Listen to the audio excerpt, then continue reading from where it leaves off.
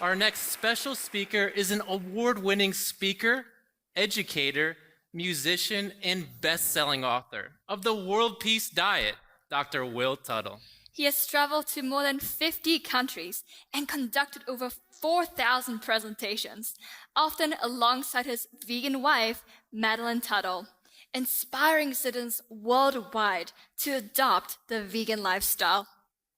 He has been featured in vegan documentaries that include Cowspiracy, Prayer for Compassion, Animals and the Buddha, and many others. We are so honored to invite to the stage Dr. Will Tuttle.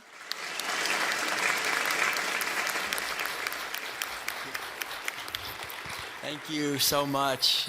I'd like to just have everyone give a big round of applause to the amazing team of people here who are putting this on behind the scenes. They're showering us with so much love. They've come from all over the country and all over the world. The students of Supreme Master Ching. Let's give them a big hand. It's amazing. They say you can tell the quality of a teacher by their students.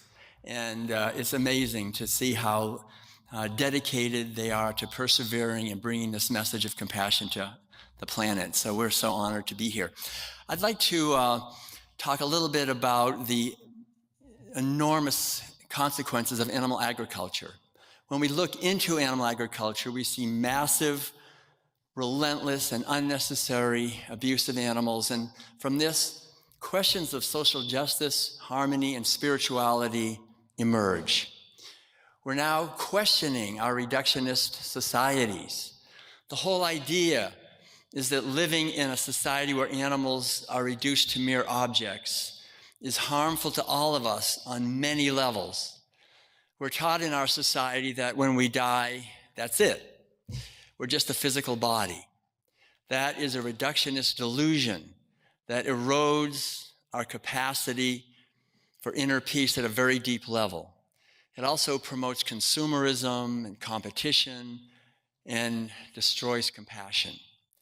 But the deeper wisdom is, as we all know, life is eternal, and that what we are is a manifestation of infinite consciousness.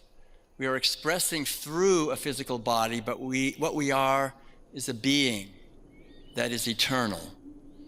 And we can understand this directly through quieting our minds. The same is true for animals.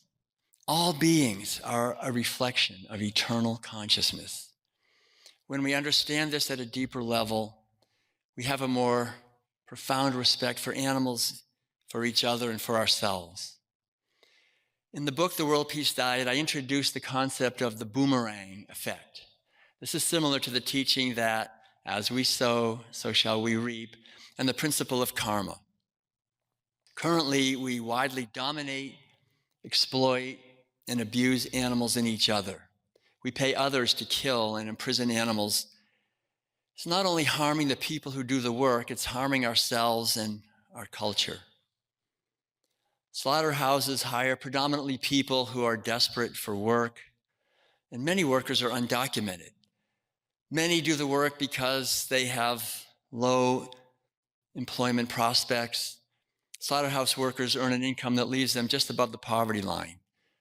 The work is extremely dangerous, and many employees are seriously injured, with growing numbers of limb amputations and even deaths being reported. Slaughterhouses breed a culture of violence within our culture of violence, of exploitation, culture of the suffering of workers, many of whom turn to drugs and alcohol in order to cope with the situation. Employees report psychological suffering, ongoing nightmares, and perpetrator-induced traumatic stress disorder, and even suicide. Researchers have found that slaughterhouse workers have higher arrest rates and have been found to commit increased levels of domestic violence and child abuse. So we should think of these workers that pay the price for our actions when we take out our wallets and we vote for animal foods. Boomerang effect is relentless. And these underprivileged members of society have to commit violence every day by killing and abusing animals. This damages their psyche, and their deep spiritual and psychological suffering spills out into our society. where community members and all of us then become victims of violence and unhappiness.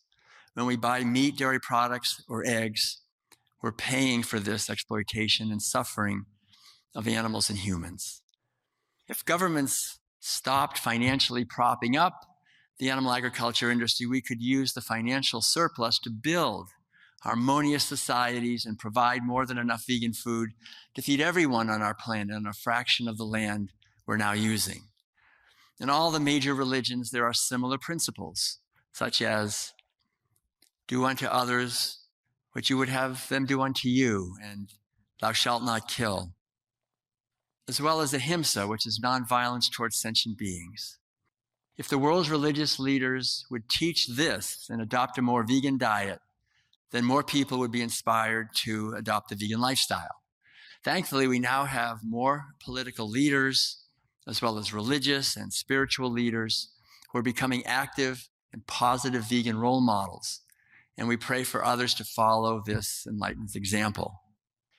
I'd like to end here with a quote from Supreme Master Ching from her book that reminds us of how spirituality uplifts a vegan and how uplifting a vegan diet can be. She says this, quote, "Be veg to show love as well to your family, your pets, your friends, and your enemies, and extend this love to all the world's co-inhabitants at large, even to the trees, the plants, the flowers, the stones, the pebbles. Just being vegan alone automatically, after a few days or a few weeks, you'll feel something change in you. Your own loving nature will flow effortlessly like a spring of love. You'll be more able to receive the love and blessings from the sun, the moon, the stars, and from all of nature and our co-inhabitants. And the animals will suddenly, truly look like friends and neighbors, so beautiful, friendly, intelligent, and loving. Then it is very easy for you to love them and extremely difficult to ever dream of harming them again, even indirectly or consuming animal flesh."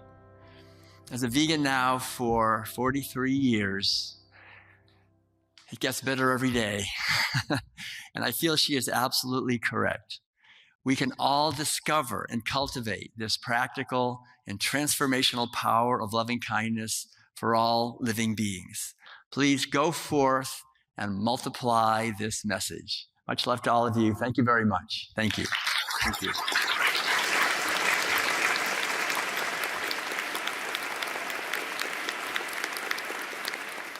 Thank you, Dr. Will Tuttle, for your lifelong dedication to spreading veganism and compassion across the world. You certainly brought up points many of us would have never even considered, but they're so important. Thank you again, Dr. Will Tuttle.